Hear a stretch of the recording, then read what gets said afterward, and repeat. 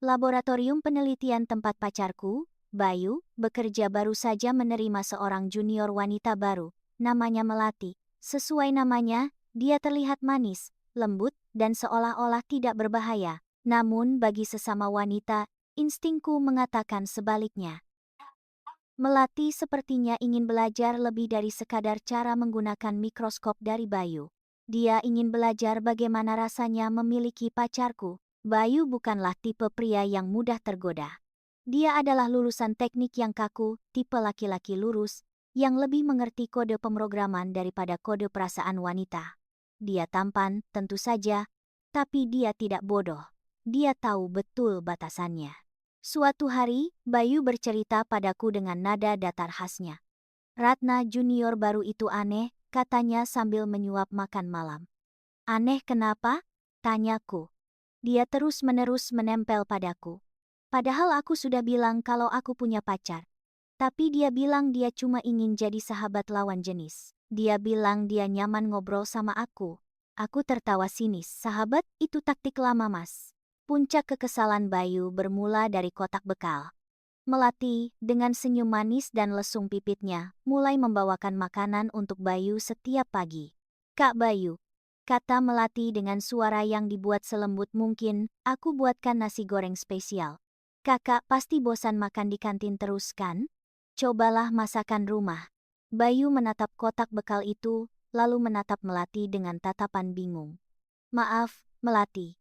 Ratna, pacarku, sudah menyiapkan sarapan untukku, dan lidahku cuma cocok sama masakan dia.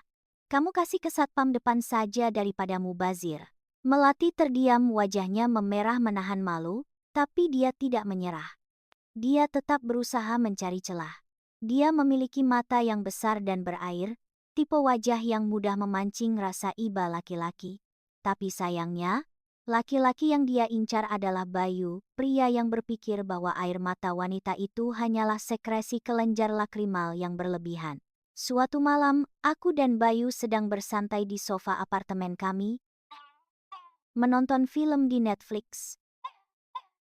Kepala Bayu bersandar di bahuku, tangannya melingkar di pinggangku. Suasana sangat damai sampai ponsel Bayu berdering. Nama Melati Junior Lab muncul di layar. Waktu menunjukkan pukul 11 malam. Bayu menghela napas panjang, terlihat sangat terganggu. Dia mengangkat telepon itu dan mengaktifkan mode loudspeaker agar aku bisa mendengar. Halo? Suara Bayu terdengar dingin. Halo? Kak Bayu. Suara Melati terdengar bergetar dan panik, diselingi isak tangis kecil. Kak, tolong aku. Listrik di kosku tiba-tiba mati total. Gelap sekali, aku takut. Aku nggak tahu harus gimana. Aku menatap Bayu menaikkan satu alis. Trik klasik, pikirku. Bayu tidak bergerak dari posisinya. Dengan nada datar dia menjawab, listrik mati? Terus kenapa nelpon aku? Aku peneliti biologi, bukan teknisi PLN. Tapi aku takut, Kak, gelap banget. Baterai HP-ku juga mau habis. Cuma nomor kakak yang terpikir olehku. Melati, potong Bayu tegas. Catat nomor ini. 123.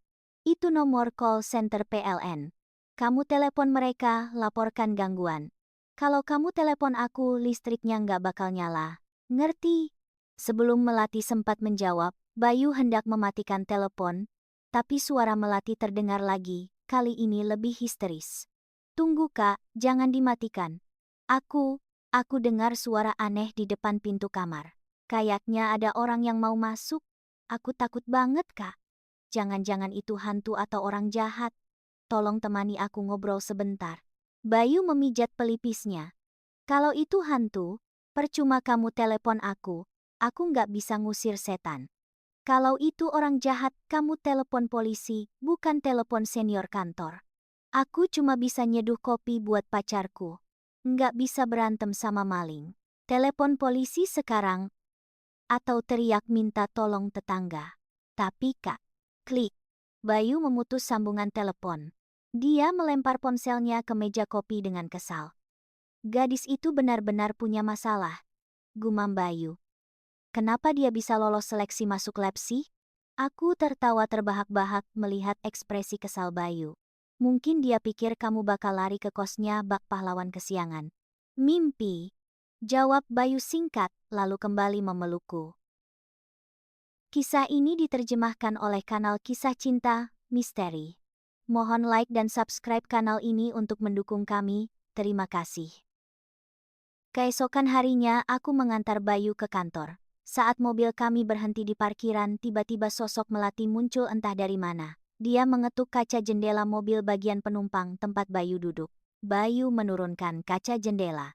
Wajah Melati terlihat sembab, matanya merah seolah habis menangis semalaman. Kak Bayu, rengeknya. Kenapa semalam teleponnya dimatikan?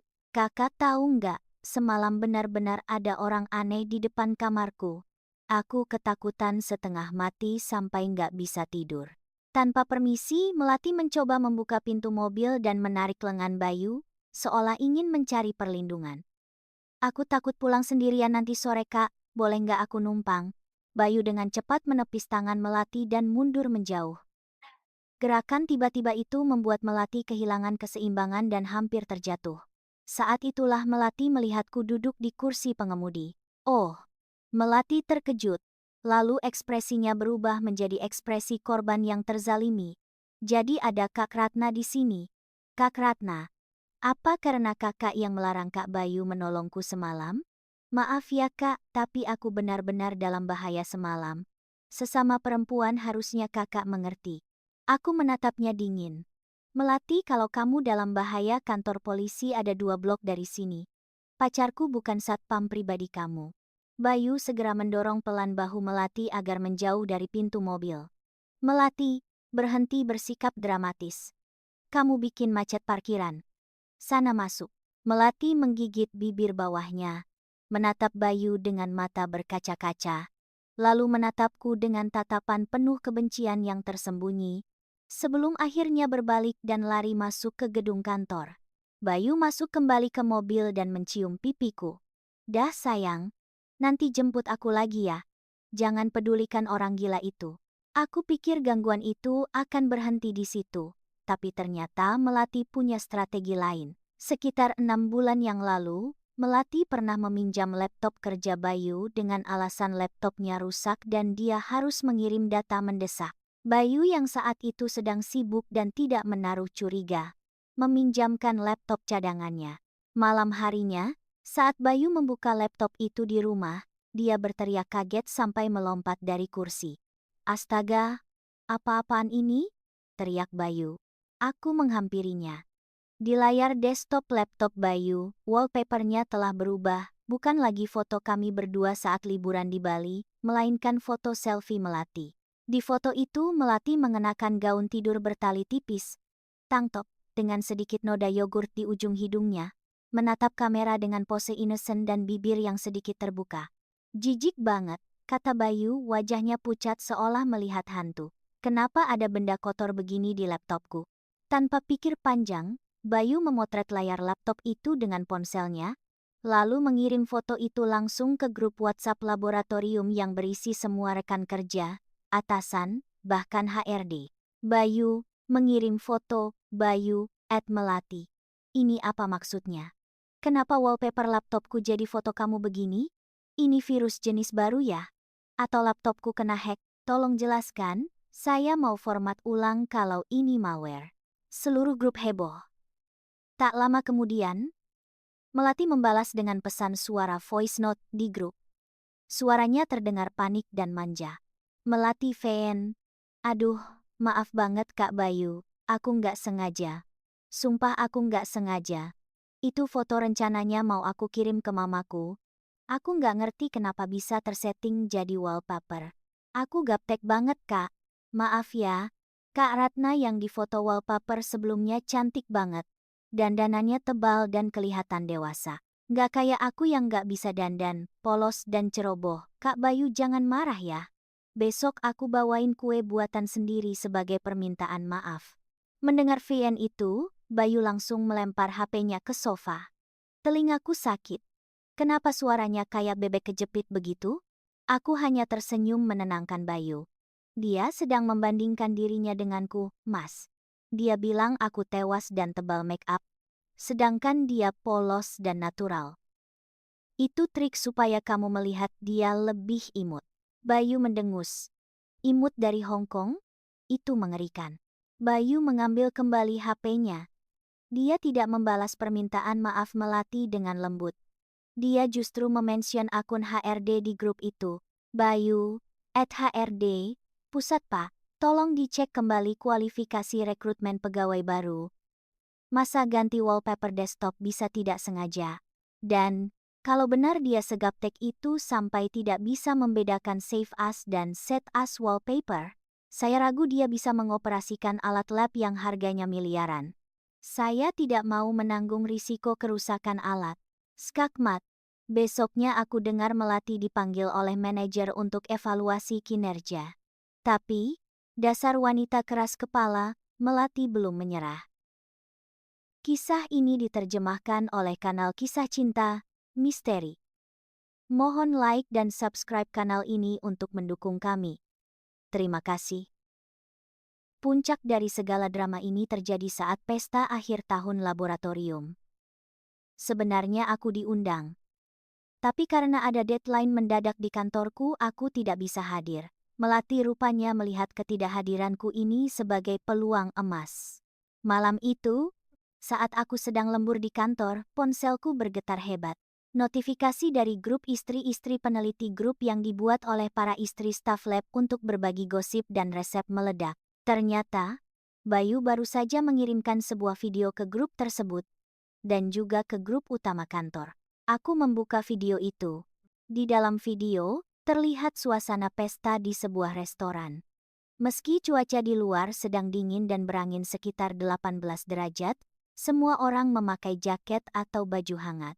Semua orang, kecuali Melati. Melati mengenakan gaun mini yang sangat tipis dan ketat, memperlihatkan bahu dan sebagian besar dadanya. Dia berjalan sempoyongan memegang gelas anggur, menghampiri meja para staf pria senior. Dalam video itu terdengar suara Melati yang lantang dan sedikit mabuk, kakak-kakak semua. Kenapa sih kalian takut banget minum? Apa istri kalian di rumah itu singa semua ya? Dikit-dikit dilarang, dikit-dikit diatur. Jadi laki-laki? Kok takut istri? Dia tertawa genit, lalu menepuk bahu salah satu rekan kerja Bayu. Lihat aku dong. Aku juga perempuan. Tapi aku santai. Aku nggak suka ngatur-ngatur. Aku ini jiwanya bebas, kayak laki-laki. Kalian anggap aja aku ini adik laki-laki kalian, oke? Cheers. Melati mencoba bersulang, tubuhnya sengaja dipepetkan ke arah para pria itu. Namun, ketika dia melewati staf perempuan, wajahnya langsung berubah sinis dan membuang muka. Di bawah video itu, Bayu menulis pesan caption yang sangat pedas di grup chat. Bayu, ibu-ibu semua, istri-istri senior, tolong dilihat. Di internet, perilaku seperti ini disebut pick me girl atau cewek penggoda. Dia bilang istri kalian pengekang, padahal dia sendiri yang tidak punya sopan santun. Bagaimana menurut kalian? Grup meledak. Istri-istri yang melihat suami mereka digoda langsung marah besar. Itu siapa sih? Berani banget bilang kita singa. Kurang ajar pakai baju kurang bahan begitu di depan suami orang. Tapi, kejadian di lokasi pesta ternyata lebih seru daripada di grup chat.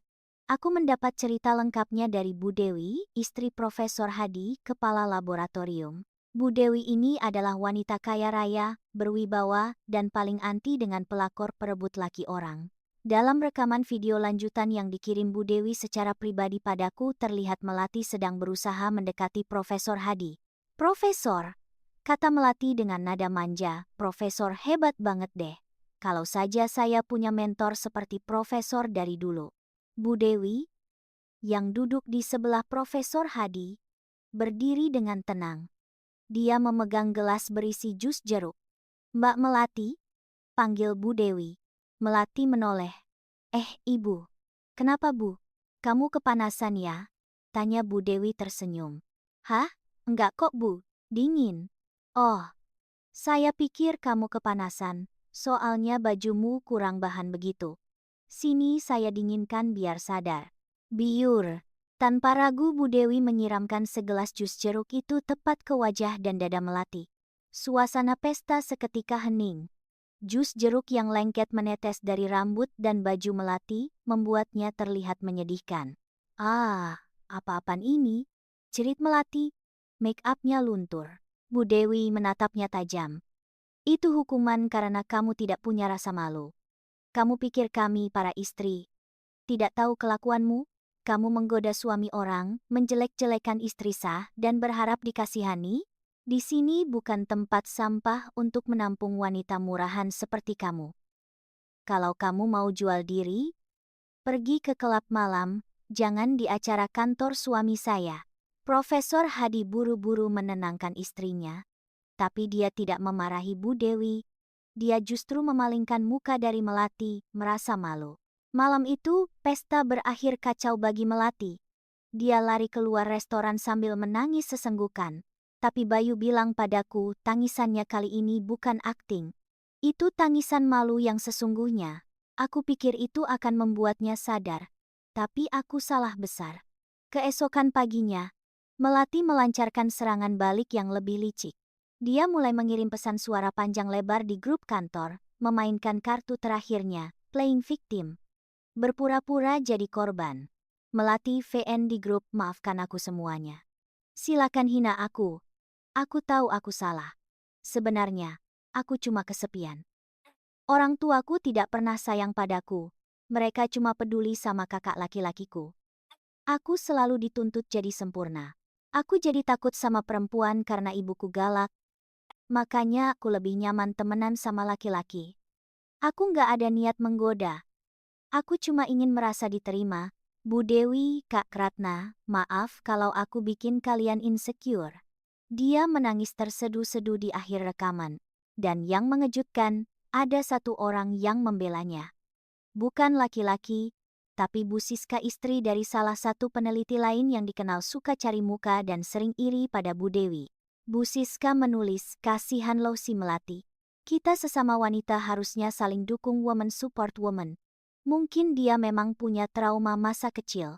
Bu Dewi dan Ratna jangan terlalu keraslah, kan dia masih muda. Lagian Bayu juga keterlaluan menyebar video itu melanggar privasi lo. Membaca itu, darahku mendidih. Melati berhasil memanipulasi situasi lagi dengan air mata buayanya, dan sekarang dia mendapatkan sekutu bodoh. Perang ini belum berakhir, justru baru saja dimulai. Kisah ini diterjemahkan oleh kanal Kisah Cinta, Misteri. Mohon like dan subscribe kanal ini untuk mendukung kami. Terima kasih. Pembelaan Bu Siska di grup WhatsApp itu memicu perang dingin baru. Bu Siska adalah tipe wanita yang merasa dirinya paling bijak dan suci, padahal aslinya hanya ingin terlihat dominan. Dia tidak tahu siapa lawan bicaranya. Bu Dewi tidak langsung membalas di grup. Dia menunggu sampai jam makan siang. Saat semua orang termasuk para suami sedang memegang ponsel mereka. Bu Dewi reply to Bu Siska. Mbak Siska, tolong jangan sok jadi pahlawan kesiangan kalau tidak tahu cerita utuhnya. Kamu bilang Melati trauma masa kecil? Halah, omong kosong.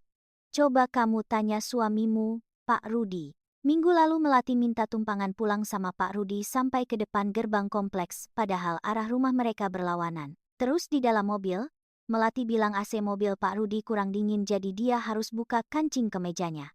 Itu trauma masa kecil atau mancing mania? Pesan itu seperti bom nuklir. Grup mendadak hening. Tidak ada yang berani mengetik. Bu Dewi melanjutkan ketikannya. Saya menyiram dia bukan karena saya jahat. Saya sedang menyelamatkan martabat lab ini. Kalau Mbak Siska mau mengadopsi dia, silakan. Bawa dia ke rumahmu, biarkan dia curhat sama suamimu setiap malam. Saya sih ogah. Setelah pesan itu, Bu Siska langsung keluar dari grup live group karena malu. Ternyata suaminya tidak pernah bercerita soal insiden buka kancing itu. Kabarnya, malam itu terjadi perang piring terbang di rumah Bu Siska dan Pak Rudi. Meski serangan di grup internal sudah teratasi, Melati tidak berhenti. Merasa tidak punya tempat lagi di kantor, dia mengundurkan diri keesokan harinya. Namun, sebelum pergi, dia menyiapkan hadiah perpisahan yang buruk untukku. Kisah ini diterjemahkan oleh kanal Kisah Cinta Misteri.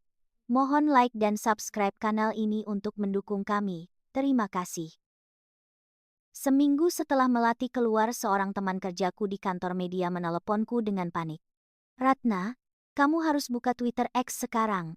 Ada thread viral yang kayaknya nyindir kamu banget." Jantungku berdegup kencang.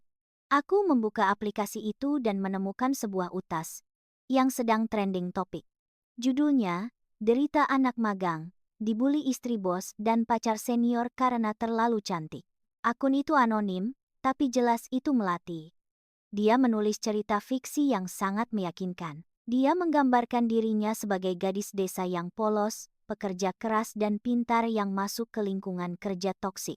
Dalam ceritanya, ada tokoh Kak B, Bayu, yang katanya diam-diam menaruh hati padanya, sering memberinya perhatian dan meminjamkan laptop.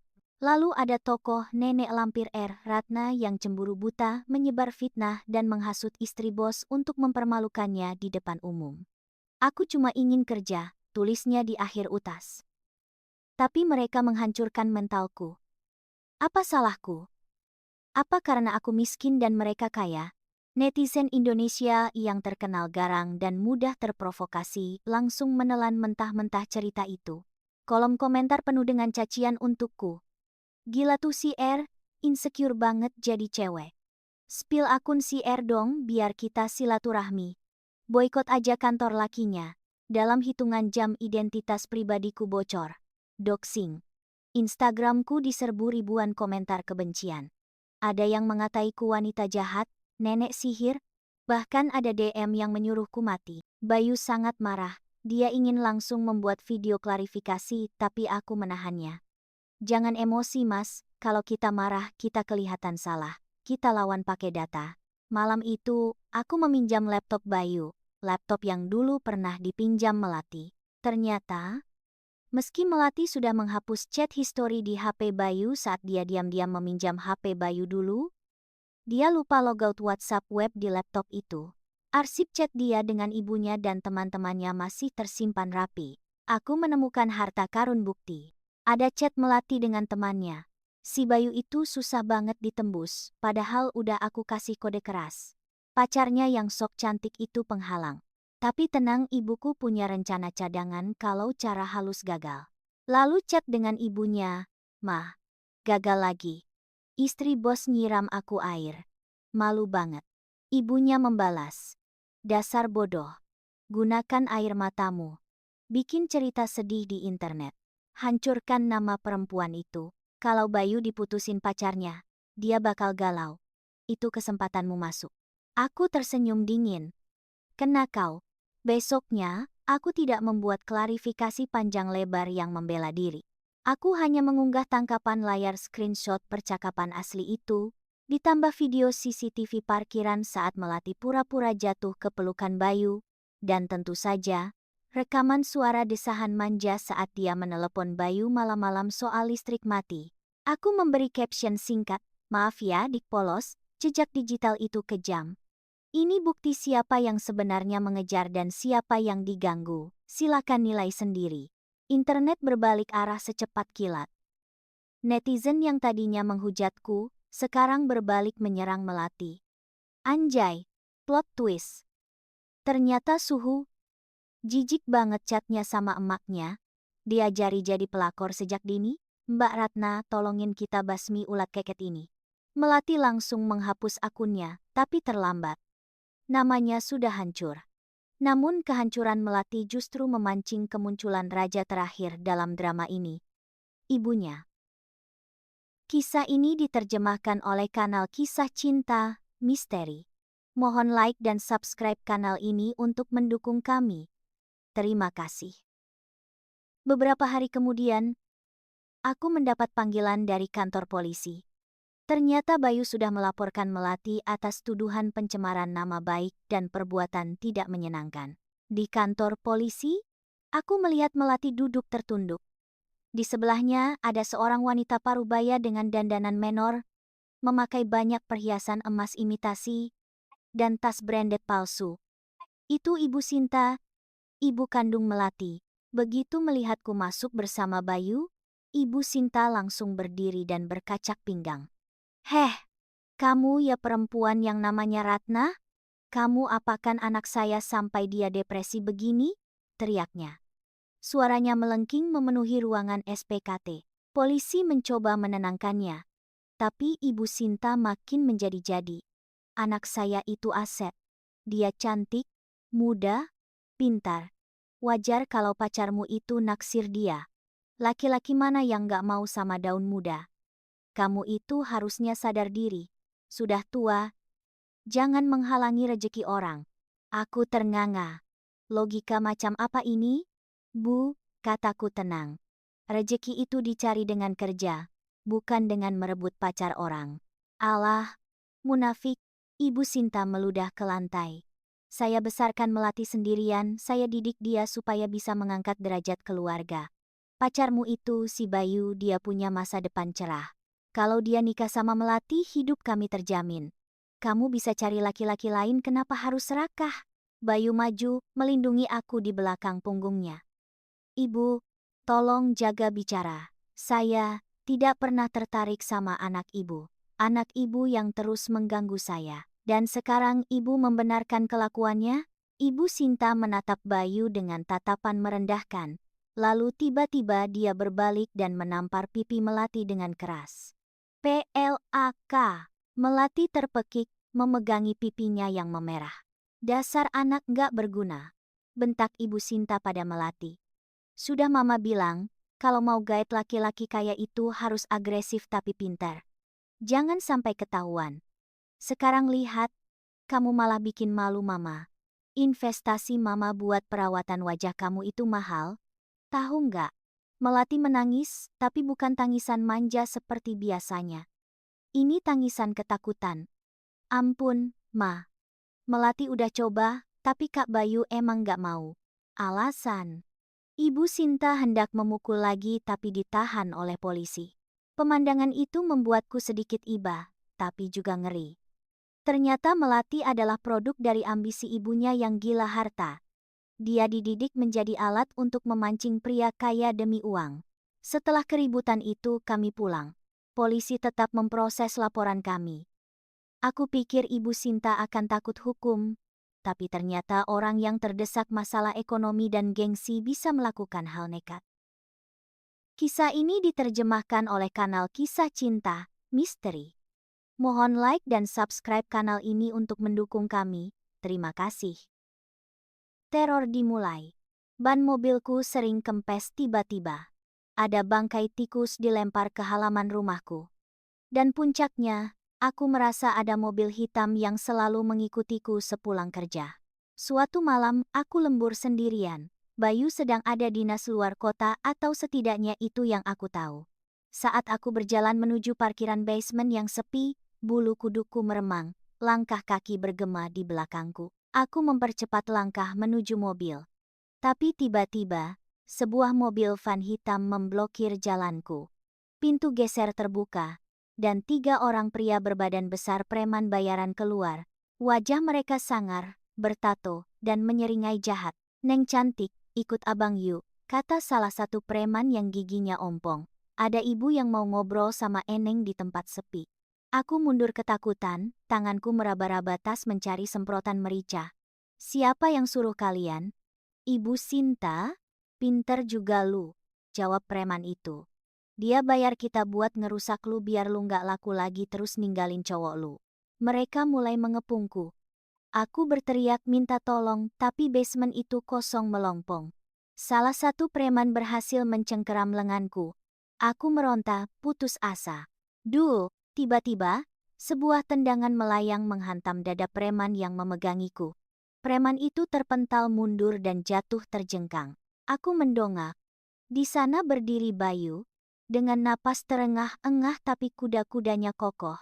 Dia tidak jadi dinas luar kota karena dia sudah mencurigai gerak-gerik aneh di sekitarku beberapa hari ini. Jangan sentuh calon istriku dengan tangan kotormu, geram Bayu. Para preman itu tertawa meremehkan. Halah, mas-mas kantoran mau jadi jagoan, habisin dia. Mereka bertiga menyerang Bayu sekaligus. Aku menjerit ngeri. Aku tahu Bayu peneliti, kutu buku, tapi aku lupa satu fakta penting. Ayah Bayu adalah guru besar padepokan pencak silat di Madiun, dan Bayu sudah dipaksa latihan kuda-kuda sejak dia baru bisa berjalan. Apa yang terjadi selanjutnya adalah adegan laga yang memukau. Bayu bukan petarung jalanan yang asal pukul. Dia tenang. Ketika satu preman melayangkan pukulan, Bayu menangkisnya dengan gerakan tangkapan, memelintir lengan preman itu lalu menyapukan kakinya sapuan hingga preman itu jatuh berdebum. Dua preman lain mencoba mengeroyok. Bayu menggunakan teknik hindaran membuat dua preman itu malah bertabrakan satu sama lain. Dengan satu tendangan tumit, tendangan T, yang presisi ke ulu hati, preman berbadan paling besar pun tumbang, mengerang kesakitan di lantai beton. Dalam waktu kurang dari 3 menit, 3 preman itu sudah tidak berkutik. Bayu merapikan kemejanya yang sedikit kusut, lalu menghampiriku. "Kamu nggak apa-apa, Ratna?" Tanyanya lembut, kontras dengan keganasannya barusan. Aku memeluknya erat, kakiku lemas. "Kamu, sejak kapan jago berantem begitu?" "Sejak ayahku bilang kalau mau punya pacar cantik harus siap jadi bodyguard," candanya sambil mengelus rambutku. Tak lama kemudian polisi dan satpam gedung datang. Ternyata Bayu sudah menelepon mereka sebelum turun dari mobilnya. Kisah ini diterjemahkan oleh kanal Kisah Cinta, Misteri. Mohon like dan subscribe kanal ini untuk mendukung kami. Terima kasih. Di kantor polisi malam itu, segalanya terungkap. Para preman itu bernyanyi bak burung beo. Mereka mengaku dibayar oleh Ibu Sinta untuk menculik dan melecehkanku, lalu memotretnya sebagai bahan ancaman agar aku putus dengan Bayu. Polisi segera menangkap Ibu Sinta di kontrakan petaknya. Saat ditangkap, dia masih sempat memaki-maki polisi dan menyalahkan Melati. Di ruang interogasi, Melati akhirnya pecah. Dia menangis sejadi-jadinya, kali ini tanpa kepalsuan. "Aku capek, Pak Polisi," isaknya. "Dari kecil, Mama selalu jual foto-fotoku ke om-om hidung belang buat bayar utang judinya. Mama paksa aku kerja di tempat bona fide biar bisa gaet bos kaya. Kalau aku nggak dapat uang, Mama pukul aku. Aku sebenarnya nggak suka sama Kak Bayu, aku cuma takut sama Mama." Ternyata, Melati juga korban. Korban dari parenting yang beracun dan eksploitasi orang tua sendiri. Ibu Sinta dijerat pasal berlapis. Perencanaan penculikan, penganiayaan, dan eksploitasi anak karena terbukti menjual foto-foto asusila Melati di forum online. Dia dijatuhi hukuman penjara yang cukup lama. Melati, karena kooperatif dan terbukti bertindak di bawah tekanan, ancaman ibunya, mendapatkan hukuman yang lebih ringan berupa masa percobaan dan wajib lapor, serta harus menjalani konseling psikologis. Beberapa bulan kemudian, suasana kembali tenang. Melati sudah pindah keluar pulau. Konon tinggal bersama neneknya di desa terpencil untuk memulihkan mentalnya dan memulai hidup baru jauh dari bayang-bayang ibunya. Sore itu, di sebuah kafe outdoor di kawasan Senopati, Jakarta Selatan, Bayu berlutut di hadapanku. Tidak ada drama, tidak ada preman, tidak ada pelakor. Hanya ada kami berdua dan sebuah kotak cincin beludru merah. "Ratna," kata Bayu, matanya berbinar. "Kita sudah melewati badai, disiram jus jeruk, diteror di internet, sampai berantem sama preman. Aku rasa ujian hubungan kita sudah lulus KKM. Maukah kamu menikah denganku dan menjadi satu-satunya wallpaper di hidupku selamanya?" Aku tertawa sambil menangis haru. "Dasar nerd." "Iya, aku mau." Saat Bayu menyematkan cincin itu di jariku, ponselnya bergetar. Sebuah pesan masuk dari nomor tak dikenal dengan kode area luar pulau. Isi pesan, "Kak Bayu, Kak Ratna. Selamat atas pertunangannya, aku lihat di sosmed teman. Maafkan semua kesalahanku dan Mama. Terima kasih sudah menghentikan kegilaan Mama, kalau tidak mungkin aku masih jadi bonekanya selamanya. Semoga kalian bahagia. Aku janji akan jadi orang baik mulai sekarang. M." Bayu memperlihatkan pesan itu padaku. "Mau dibalas?" tanyanya. Aku menggeleng pelan. "Nggak usah. Biarkan dia menutup bukunya. Dan kita buka buku baru kita." Bayu mengangguk setuju, lalu mematikan layar ponselnya. Dia menarik tanganku, dan kami menikmati matahari terbenam Jakarta yang sore itu terasa lebih indah dari biasanya. Video kali ini telah selesai. Tekan like jika menurut Anda ini bermanfaat dan subscribe untuk melihat lebih banyak video baru. Sampai jumpa!